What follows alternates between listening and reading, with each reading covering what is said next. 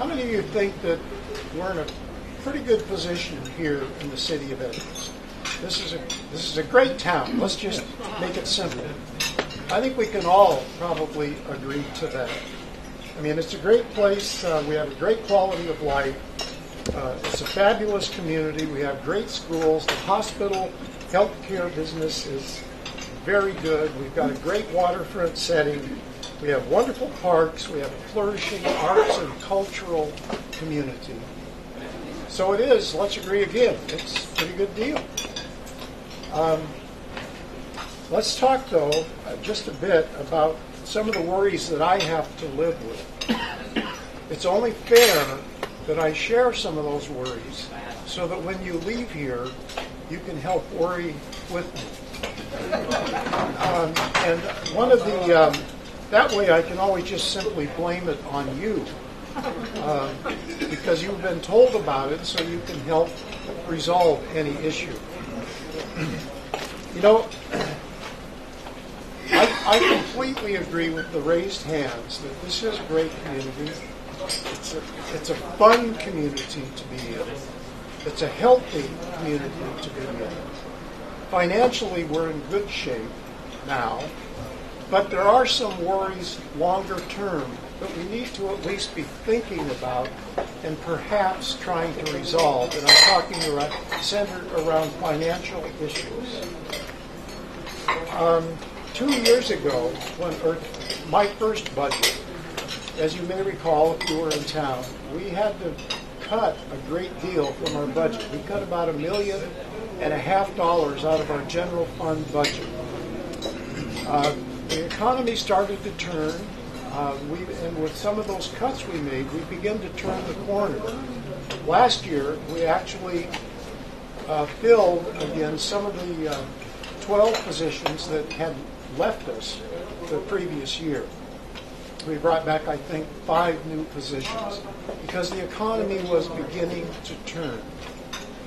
This year, I would characterize it, and it's the word that I used in putting together the budget, for me is a cautious year.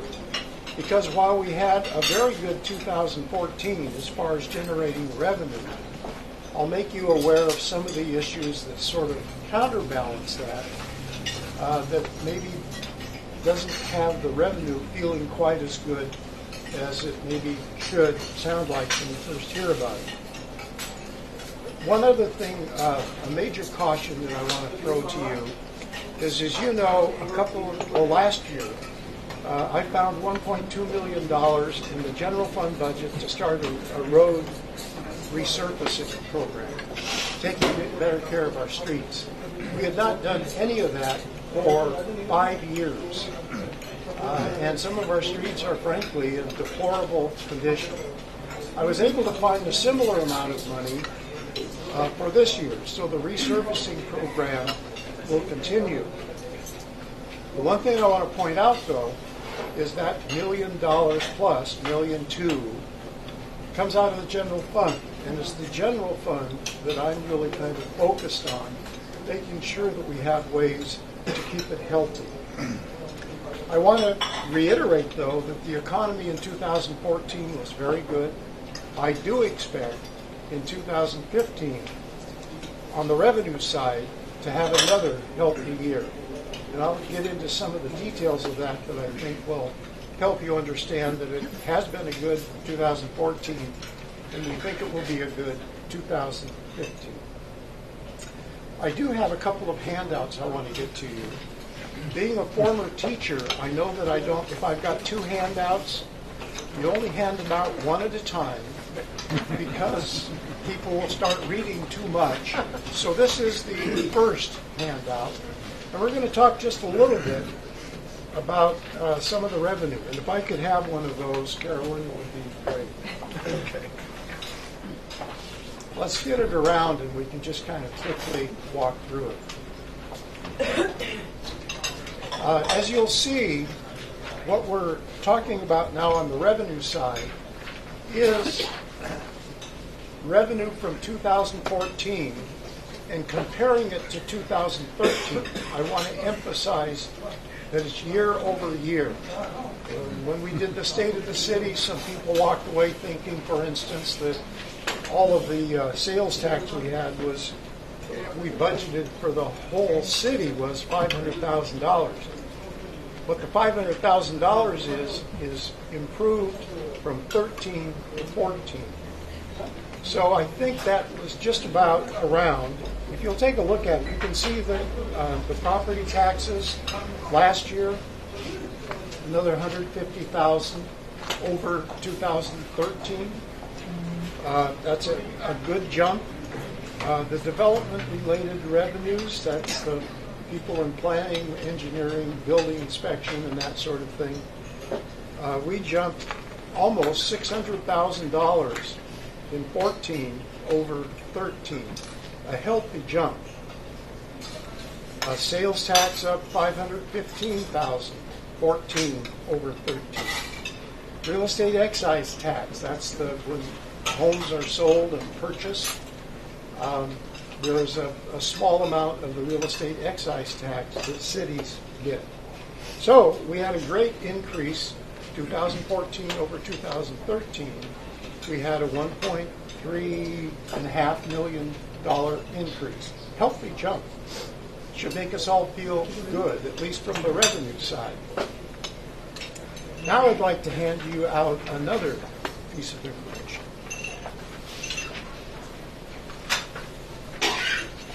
This one is a longer list, so you'll have to read more. As you will see, well, I'll back up a step. Many of the cost increases from 2008 forward, we didn't have a normal increase over several different years. And part of that is some of the other institutions that we worked with, Snohomish County, Fire District. There were various reasons in which our costs didn't go up very much. When you get a chance to look at the sheet that's being handed around now, you will see that some of the increases we're having on the expense side, and again, this is expense 2014 over 2013, have jumped pretty dramatically. Now, these are not all of the increases, just as the revenue side doesn't capture all of the revenues that we get. I'm simply trying to make a comparison here. While we can get excited about the revenue increases, we also have to understand that some of the institutions that were kind to us for a period of years are now trying to catch up with their staffing, and our costs are increasing here also. You can see in the example I've got that the general fund impact on expenses is $1.4 million, which is what, $57,000 more increase in expenses over income. Small amount, but it's symbolic. It's symbolic. We could show you a longer list of expenses, just as we could show you some longer list of revenues. The message is, though, just because the revenues get better doesn't mean that you're not going to be facing more costs. And so it's kind of a delicate balance, and this is one of the reasons, this is what I get paid the big dollars for, I get to go home and worry about stuff. Because we know that over time, and this is really coming from 3 finance directors that I've had conversation with, Sean Hunstock, Roger Newmeyer, and now Scott James. They're all projecting, they've got their own formulas, but they're all projecting by the time we get in some of the out years, maybe 2017, 2019, instead of having an ending balance that's positive, projections are we could be upside down when we get out to 2019. Economists are paid to worry, but when they come and talk to the mayor worries too. And that's been a consistent theme, though, from all 3 of those finance directors. They're concerned about how we maintain enough revenue to cover what they think projected longer-term expenses might be. So in my mind, it's a serious problem, although I can talk, as we've already said, this is a great community, and we know this year is good. We've got a balanced budget, and the next year or two looks pretty good. But nonetheless, longer term, all three of the finance directors begin to show worry in the revenue versus expenses in the outlying years. Anybody not see the dilemma? Any questions? And if you have any questions anytime, we can certainly take a run at them. Nonetheless, it is a dilemma, one that we need to be aware of and one we need to focus on, how we can change those projections. And there's a variety of things I just want to talk to you briefly about today that we could do that would improve things. And the first is economic development. I'll share with you some numbers that will sound pretty positive to you in just a few minutes. But one of the ways that, without asking for more taxing, as an example, you can create more revenue is to increase revenues from good, quality, well thought out economic development. Whether you're talking about the work at Salish Crossing, which I think you are all aware of, if not specifically, you're aware that it's going to be a good thing. That will drive more money to the city. Jacobson Marine, which is down the street, will drive more money to the city. That's economic development. Those are the kinds of things that we can increase our revenue and will be very helpful to the community. Whether it's Salish Crossing, whether it's Westgate, whether it's Highway 99, Heronville, Five Corners, Spurdale Village, all of those are opportunities for us to find creative ways to generate more revenue. One of the things we're trying to do proactively, for instance, on Highway 99, part of the transportation package that has just come out of the Senate committee approved, it includes a $10 million allocation for the city of Edmonds to do some work on Highway 99.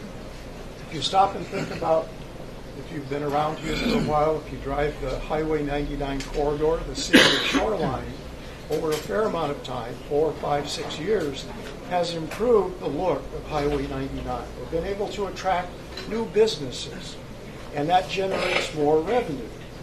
And it's also a much more pleasant experience, even though it's still Highway 99. It's a very positive improvement they've done. I don't necessarily think it should look exactly like Shoreline, but we need to create a personality of Highway 99. It's frankly, now we've got the International District going, which is really positive. You haven't had the opportunity, you need to go try the restaurants up there. My wife and I ate at T&T Seafoods. It was an amazing experience on a variety of levels. The food's wonderful. And there are other restaurants up there that are award-winning restaurants. There's a Korean restaurant that's gained area-wide recognition. There's a lot of really good stuff going on there. With the Ranch Market, they do terrific business. You go across the street to the Bohan Plaza, parking lot's full. I was just talking to, Brooke Baker from Chantrell. She couldn't find a parking place when she went into Bohan because she buys her bulk ginger there. But, I mean, there's business going on up there, and it's all positive. We need to develop a concept of Highway 99 from the county line up to about 212. It can have a personality, international district kind of personality. It doesn't have to be just the international district, but it probably shouldn't be a trailer park. It probably shouldn't be some of the motel business that goes on up there. A large part of our police work is done on Highway 99. That similar thing was going on in Shoreline, and they have gotten healthier in regards to police enforcement along Highway 99. So there's a cross-section of benefits. But again, that's a positive economic development and one that I'm terribly interested in. And let me just share with you some numbers I literally got yesterday. I want to compare just sales tax. I don't have 2013, so I'm going to give you some numbers from 2012, and then the numbers I just got yesterday from 2014 in two of our business areas. First of all, Highway 99. And again, it's just from county line to about 212. We generated on Highway 99 sales tax $1.59 million in 2012. The report I got yesterday, 2014, so we're skipping a year, grant you that, is $2.33 million, a $700,000 bump. Now, part of that is the economy. Great, we've had an improved economy. But the other piece of it is the kinds of improvements that have taken place up there just in the last couple of years, the kinds of reputation that's being built, low interest rates, obviously, the car sales are the biggest portion of that money. But that's a $700,000 bump in 2 years. All of downtown Edmonds in 2012, remember the Highway 99 number, 1.59 million? All of downtown Edmonds generated in that same year $270,000. Now, I value that $270,000, don't misunderstand, but it is a dramatic difference, and frankly, people that say we don't want any more car dealerships on Highway 99, shoot, I should be out recruiting car dealerships because it's a tremendous asset to the community. We have very high-quality car dealerships. The Volkswagen Nissan dealership, the Mazda dealership, Toyota, Honda, all in the city of Edmonds. And that's new car sales that frankly drive a good deal of that number I gave you. Okay, let's talk then the number I got from, let's see, on the downtown area, as I mentioned, was $270,000 in 2012. The report I got yesterday, $578,000. That's a big bump, folks. Percentage-wise, it's a lot bigger bump than the $700,000 difference that we created up on Highway 99. But what it tells me is, and I hope it tells some of you, besides the improved economy, and I'll use this, I know I say it quite often. If you go back 5 years, you wanted to come to downtown Edmonds, 6 o'clock and after, you could park anywhere you wanted to. I'm delighted to report that if you come downtown Edmonds now, after 6 o'clock, you've got to look for parking places. It's a very healthy change, obviously, for the city financially, but I think more importantly, it's beginning to change and enhance the mix of people that we draw to downtown. You know, we're all talking about often, or we read about the demographics of Edmonds. It's Deadman's, it's a retirement community. Let me tell you, when I talk to folks, there's a growing awareness that, I'll use downtown as an example, that if you go into some of the restaurants, yes, you'll find older generation. But if you go into Las Brisas, if you go to the yogurt place, if you go to the gelato place, if you go to the loft, the mix is changing. I have families now, and it hasn't happened now for 6 months or so, but I've had 2 or 3 families saying, you know, my kids who are 20-something or other used to go bar hopping in Kirkland or downtown Seattle.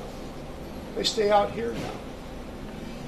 Now, some people, well, that's bad, that's drinking, and that sort of. But it's really kind of a cultural shift that we all need to appreciate, that while our average age is maybe one of the higher ones in Puget Sound, interior-wise, more and more younger families are coming and getting involved inside the community. And I just think it's terribly healthy. So let's stop and think about those dramatic numbers changes. You know, doubling the downtown sales tax, and it's only sales tax that we're talking about. $700,000 more on Highway 99. That's a very healthy sign for our community.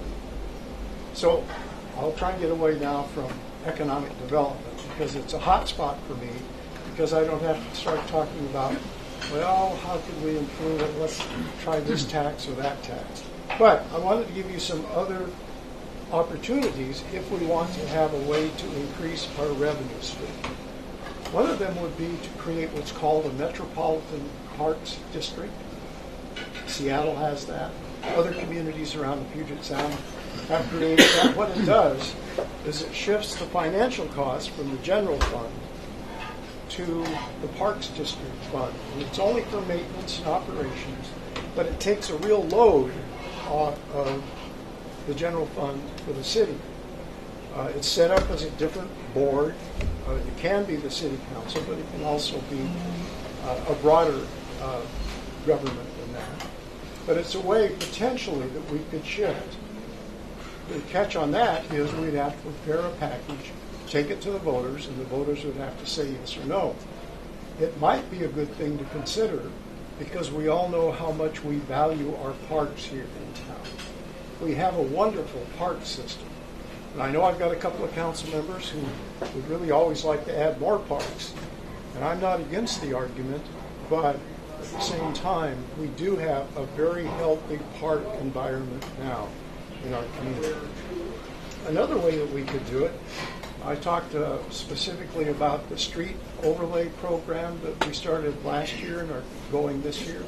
We could go to the public and ask for a vote to expand some more permanent funding. Maybe say you want to do a 3-year package or a 5-year package, and it would cost you this much. Again, it would go to the voters, but it would take that pressure off the general fund. And I think it's something that we need really to think about. Again, though, it would be taken to the voters after you develop a package, and people could decide whether or not they were in support of that. There's ways that we could get some help from the state also. As many of you know now, property tax that the city can increase every year is 1%. We can bump without going to a vote of the people. We can do a 1% property tax increase. That generates about $98,000. So if you bumped it, say, from 1 to 2%, that we could do that without going to the voters, you could create another $100,000 a year. Pretty small amount as a reward, but nonetheless, it's a way that you could ask the state for some help to change that a bit. We can now go out for a vote to go above 1%, but again, it requires a vote, another process. And if you had a special election, it would cost you $98,000 to get the 1%. So I'm not sure I see that as a win end game. Something else that the state could help us with, as you know, when you go to renew your car tab license, there's a $20 fee. It's called a transportation benefit district charge. That money, if we bumped it from $20, which is what you pay now for each car, if we bumped it to $40 for each car, that would generate $700,000. Now that begins to become very meaningful if you want to allocate that money to do street overlays. Again, that would take pressure off of the general fund. Those are only ideas. I'm not advocating for any particular one. But nonetheless, it is something we need, I think, to start talking about in the community to see how we address that issue. Because I can tell you that the expenses will keep, I mean, if nothing else, you have to sometimes pay your staff more money. And that all comes out of the general fund. So it is a quandary that we'll have to solve. We talked about it a little bit in the state of the city, but we didn't talk about potential ways to solve the problem. I didn't have the numbers, obviously, to share with you, the dramatic increase in sales tax revenue. But those are the kinds of things that we're going to have to think about. We have, as you know, as we agreed at the beginning, we've got a great community here. We We have lots of amenities, whether it's public schools, whether it's the hospital, whether it's the parks, whether it's the waterfront. But we've got to stay focused. Now you folks, when we finish here today, can go out the door knowing that you get to worry with me about 2018, 2019, and further out. I'd be glad to take any questions if you have it. Jeff, I can see your hand moving. Thank you, Mayor. Are there any particular expenses in the 2018-19 period that you're concerned about that you want to talk about? Well, it's hard to answer that. If you couldn't hear, he wanted to know if there's any particular expense in 2018-19 that I'm concerned about. It's not that so much, Jeff. It's the crescendo that's going to keep going. And you know and I know that just because crescendo keeps growing doesn't mean that the revenue crescendo is going to keep up with it. There are major concerns. Obviously, when we were handed a bill of $1.67 million for retroactive payment, that's a big hit. And we'll be working with the fire district to find some way that if there are deferred payments in it, we need to have a better idea about what that number is so that we can do set-asides. We still don't know, as an example, what the increase will be for 2015 in labor costs. They're currently negotiating the 2015 labor costs. We have an earmark of $978,000. You can see that on your expense list that we set aside for 2015. I don't know what that number is yet, and we're in the middle of February. I don't know if it means it'll be 700,000 or 1.2 million. So that's the kind of thing that we've got to watch out for. But no specific one thing that I'm interested in. Other questions? Must mean that I'm done speaking. The board chair just stood up. Well, I was here to deflect questions your way. Joe? Just one question. So when you began to start exploring these ideas that might come down the pipe, what is the proper process to start examining these opportunities, and how do those ideas flow through, and who ultimately becomes advocates for some of these ideas? Well, a good example might be, since it did start up a couple of years ago, was the Metropolitan Parks District idea. We formed a citizen commission that did a fair amount of work in putting a project together. Ultimately, it was decided to hold off on it. There was council involvement, there was citizen involvement, but we decided to backtrack on that. But it might be another issue that we could take up again. We're all proud of our parks. Is it a reasonable question to ask a separate district set up to manage the operations of the parks?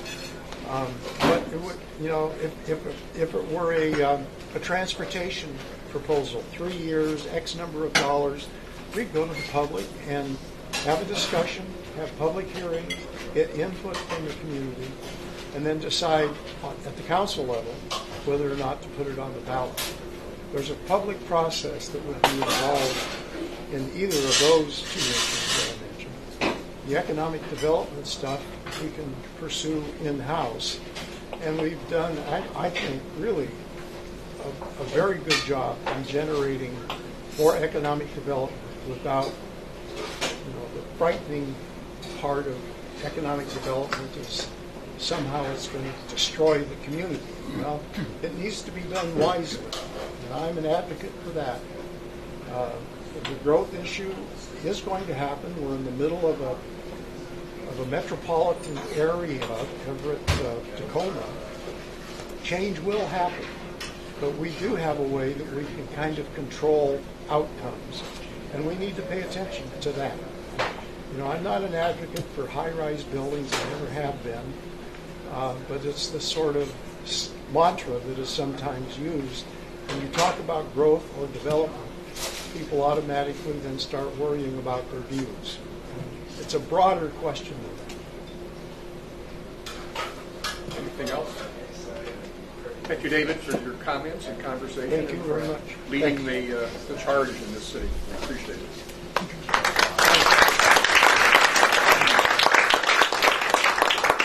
We've got a couple of things we can do.